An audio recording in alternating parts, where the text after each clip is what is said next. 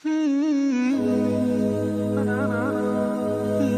1000 نه بره خلک وفات شوي دي، کورونه وران شوي دي، خلک زخمیان دي، هغه راوړل دي، علاج کول دي د هغوی. هلته هسپتالونو هغه شان انتظام هم نشته دی په دغه طرف کې. د دې وجې نه تاسو برپور په دې کې مدد وکئ.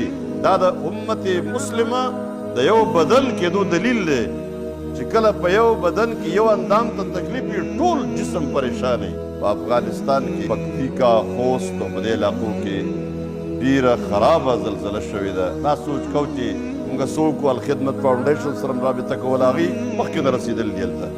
د الخدمت فاونډیشن په ټوله دنیا کې یو نیټورک دی، یو عظیم نیټورک دی، هغه ټول رسېدلي دي. کله موږ په ذریعو باندې پیسې لیږو، دا په ذریعه نه دي، دا برای راست هلته رسېږي.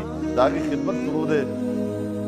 مؤمنان به تعینې د یو بل سره په همدردۍ کې، د یو بل سره په رحم کې، په شفقت کې. ته دا یو بدن دی چې د یو بدن یو اندام ته تکلیف وي ټول بدن ورسره پریشان وي. دا به ستاسو د پریشانۍ دلیل وي او دا به د دې فایده به دا وي چې الله به موږ د زلزلو نه بچ وساتي. برپور مدد د هغې سره وکړئ چې دا فوراً هغې رسېږي. روزانه یومیه بنیاد باندې دا مدد هلته رسېږي. الله تبارک وتعالی دې موږ د داسې زلزلو نه، د آفتونو نه او د مصیبتونو نه په خپل حفاظت او امان کې وساتي.